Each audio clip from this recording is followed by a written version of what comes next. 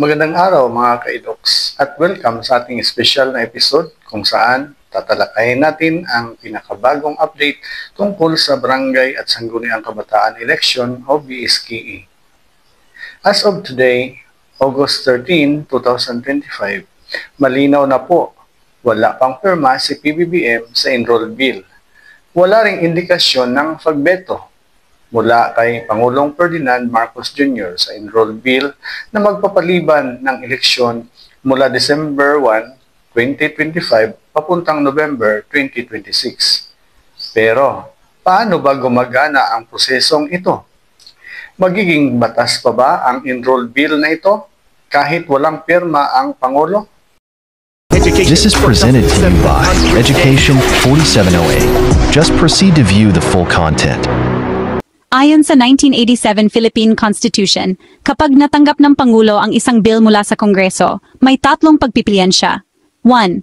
Pirmahan ito at agad maging batas. 2. I-veto at ibalik sa Kongreso na may paliwanag. 2. Hindi pansinin o huwag pirmahan. At kapag lumipas ang 30 araw, automatikong magiging batas ito sa pamamagitan ng tinatawag na lapse into law. Ayon sa mga opisyal na ulat, mula sa COMELEC at PNA, magiging batas pa rin ito kahit hindi pumirma ang Pangulo.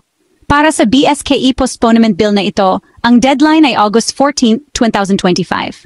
At ngayong wala nang nakikitang senyales ng veto, malinaw na mag-lapse into law ang ruta nito. Ano ang ibig sabihin nito para sa iba't ibang sektor?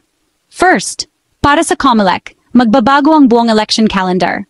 Matitigil ang paghahanda para sa December 2025 elections at lilipat ang focus sa November 2026. Maapektuhan ang procurement ng election materials, training ng mga guro, at voter education programs. Second, para sa ibang ahensya ng gobyerno, ang DLG, DepEd, at LGUs ay magkakaroon ng dagdag na panahon para sa barangay programs dahil extended ang termino ng mga incumbent officials.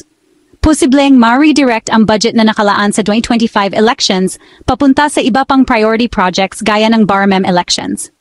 Third, para sa mga botante, mas matagal bago makaboto para sa bagong liderato ng barangay at SK. May ilan na makakaramdam ng dismaya dahil extended ang termino ng kasalukuyang mga opisyal na walang nagawang proyekto at hindi epektibo kahit walang bagong mandato mula sa tao. Fourth, para sa mga willing candidates, mas hahaba ang kanilang preparasyon pero mas matagal din ang paghihintay. May posibilidad na mawala ang momentum ng kampanya at dagdag gastos kung tuloy-tuloy ang kanilang outreach hanggang 2026. Sa madaling sabi, ang no-veto scenario ay magbibigay ng dagdag na panahon sa gobyerno para paghandaan ang susunod na halalan. Pero may kapalit ito, mas mahabang pananatili sa puwesto ng kasalukuyang mga leader at mas matagal na paghihintay para sa pagbabago na gusto ng ilan sa atin. Sa pananaw ko po, mga ka-edoks, kung titingnan natin ng mas malalim, malinaw na ang pagka-delay ng BSKE mula December 2025 papuntang November 2026 ay may direktang epekto hindi lang sa takbo ng ating demokrasya, kundi pati sa pondo ng gobyerno, plano ng mga ahensya at takbo ng lokal na pamamahala sa layuning makatipid. Unang dahilan ng pagpapaliban ay ang usaping budget. Unang-una, ang budget na nakalaan para sa December 2025 election ay malamang na hindi agad magagamit sa parihong taon. Ang halagang ito ay tinatayang 8 bilyon hanggang 10 bilyong pesos para sa operasyon, honoraria ng mga guro, procurement ng baluta at makina, posibleng mga realign o manatiling nakapark sa treasury hanggang sa aktual na eleksyon sa 2026. Posibleng ma-redirect ang pondo sa ibang programa gaya ng BARM election o disaster response. Pero ang tanong, maibabalik ba ito ng buo para sa 2026 elections? May risk sa haba ng pagitan. Tataas pa ang gastos dahil sa inflation at pagtaas ng presyo ng mga materialis at pasahod. Makatipid daw. Pero, totoo nga bang makatipid na gagastos pa rin naman sa susunod na eleksyon? Di kaya nalinlang tayo na dumubli ang gastos at lalo na't nakapag-imprinta na ang COMELEC ng official ballots na may pitsa ng 2025? kahit sa logo? Magamit pa ba ito sa na-postpone na election or nasayang lang?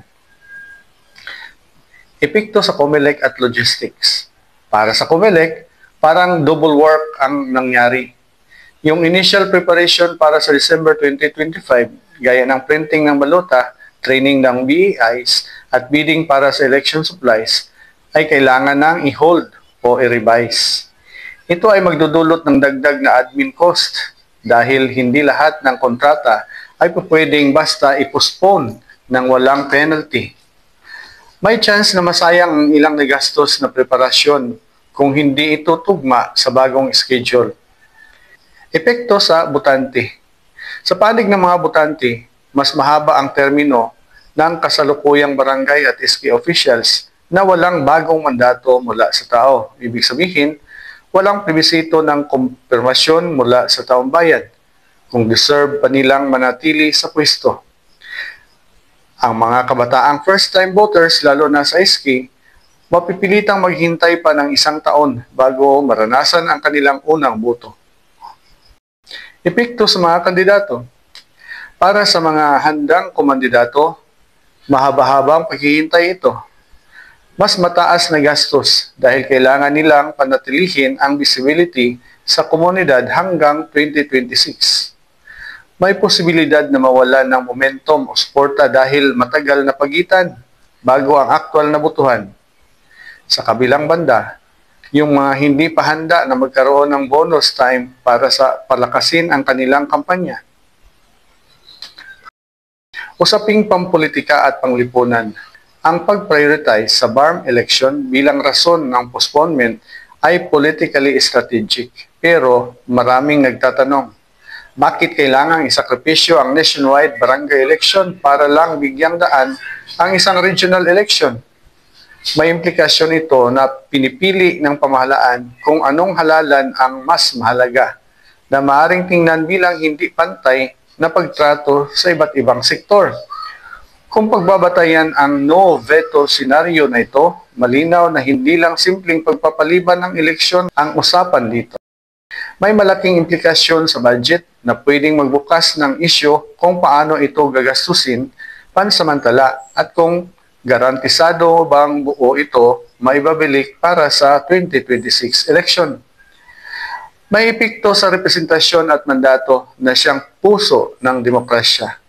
May epekto rin sa integridad ng proseso, lalo na kung may mga kasong hahantong sa Korte Suprema para questionin ang constitutionality ng postponement. Sa huli, kung mananatiling tahimik ang mga mamamayan, baka masanay tayo sa ganitong extend without vote system. At kapag iyon ang naging pamantayan, ang tunay na talo ay ang karapatan nating bumoto at pumili ng leader sa tamang panahon. Ang tanong ngayon, kung magla-lapse into law ito bukas, handa ba tayong tanggapin ang resulta at ang mga posibleng epekto nito?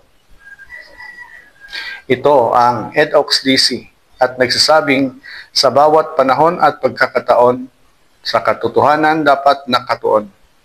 Hanggang sa susunod na talakayan, manatiling mapanuri, makialam at makiisa para sa mas maayos na kinabukasan.